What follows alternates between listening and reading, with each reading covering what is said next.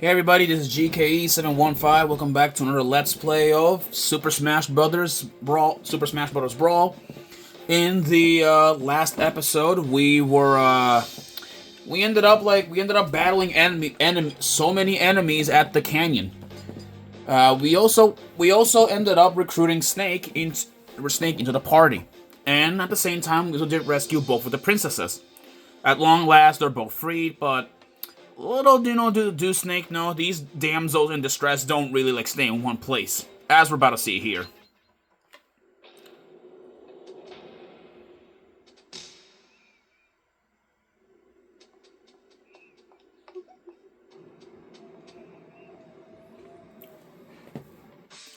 Okay, looks like we have a new character here. This is Sheik.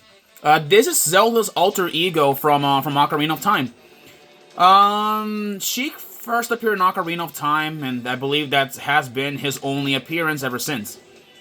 And fun fact, while Sheik is, said to be a young man, it's just Princess Zelda in a disguise.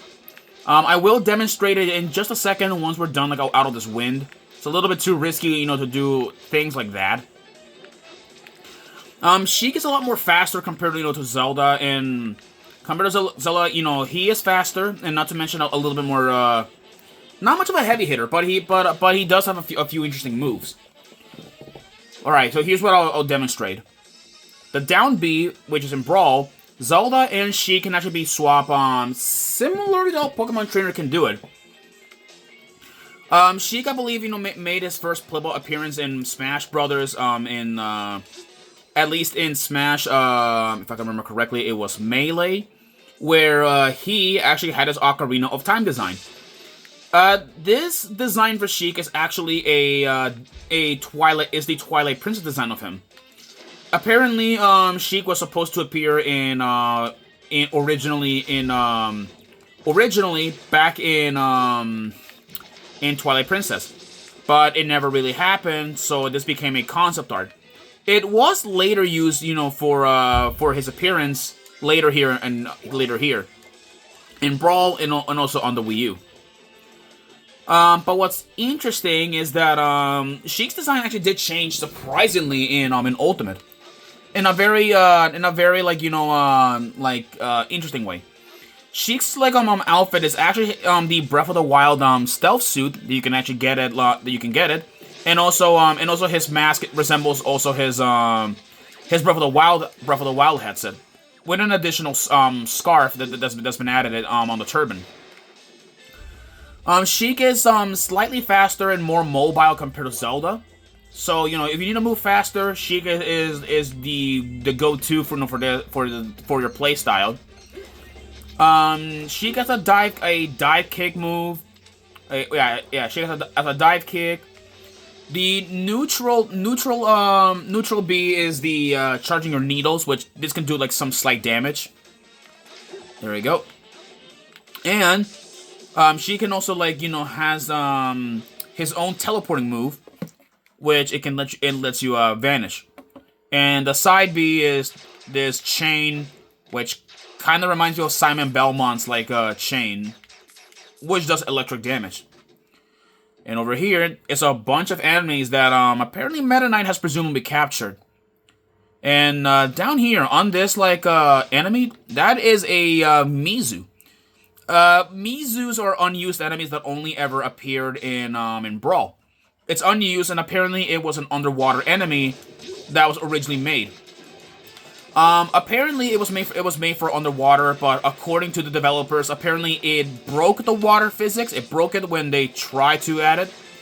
So, they ended up, scrapping the enemy, but they did salvage the model to use it, for, as a stage for the halberd. Which is actually at least pretty nice of it, at least. It is a pretty creepy enemy, and its name, Mizu, I believe translates to water in Japanese. Yeah. That's what what it means. There's some creeps here. Let me see if I can kick you out of here. There we go. There we go. That does it for them. Let's move up ahead. Kidoki. There we go. Send them out. Send them out for good. Eating food. Here we go. Okay, there's another Greep in there. I don't really wanna like fight him, but I'm gonna have to get rid of him if I want to move. Okay, hit him with a mine in the face. There we go. Yeah, I don't understand though, like, you know, where the hell did Meta Knight like, you know, get the like the shadow bugs at first. Anyways, that takes care of that Buckot. There we go. Over here. Okay. Let's see here. Okay, that takes care of them. And now let's go in here and see what's up. More platforming. Great. This should be, I believe, the end, I think, of the halberd.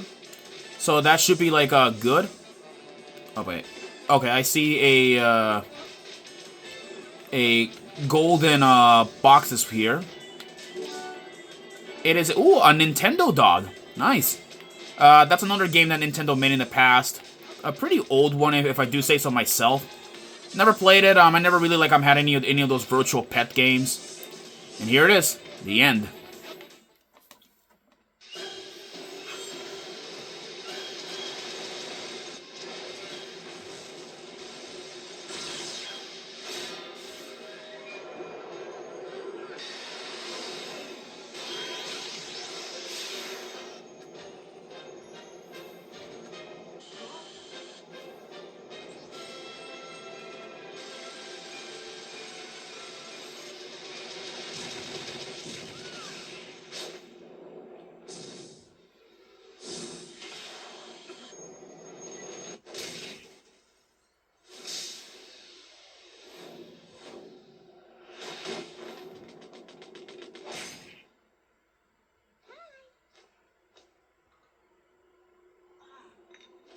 Well, that's kind of one way to end things with tea time. Yep. I guess Peach herself can pacify anything. Well then, with that, Zelda has joined us. But it looks like it's not. But it looks like, you know, we're not done here quite yet. Next up, Battleship Halberd Bridge. We're about to see what's about to happen here.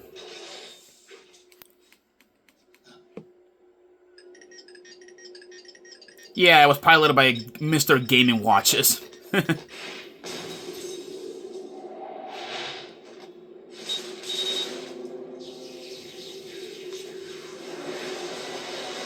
Oh boy.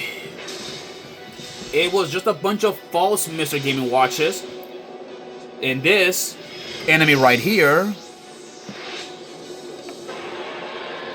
this is Duon. Yeah, Duon. This is a robotic or another mechanical enemy that another mechanical enemy that is like you know, made by the Subspace army. Now, Duon here has two halves.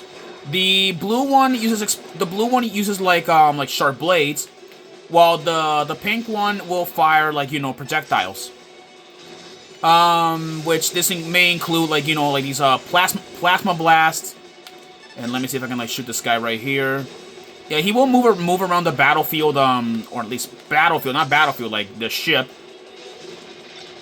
Oh yeah, the blue Duo will even fire you know, cluster mines.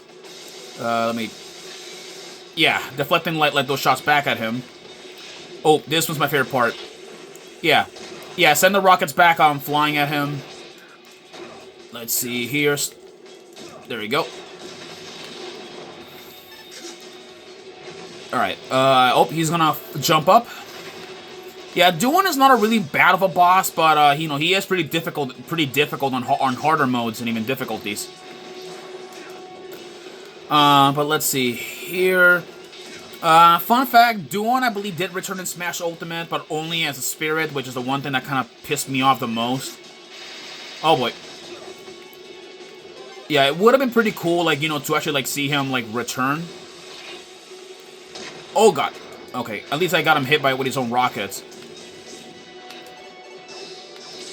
Okay, watch the lasers. And I got KO'd just as soon as he was out for the count.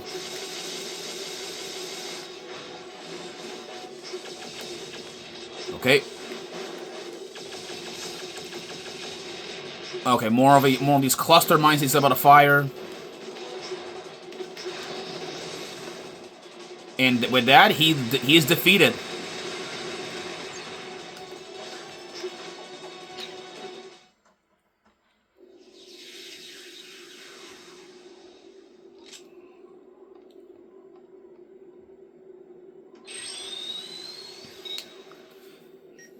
And in reality, yeah, Mr. Game & Watch wasn't really himself. Isn't that hilarious? And with that also, Meta Knight finally reclaims the halberd. So this is a good thing.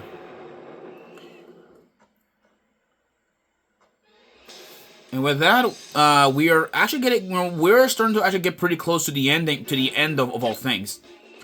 Mr. Game & Watch, he's not really the main protagonist of any kind of game. He first appeared in the original Game & Watch series, which came out in the 1980s, or I believe 80s or 70s, I think. I don't remember much. He's much more older than Mario. That's the one thing I can at least admit it. He is one of the older kids in the entire Smash cast, but that's another story for another time. Well then, next up, we're heading out to the Subspace Bomb Factory in the next episode. See you guys then.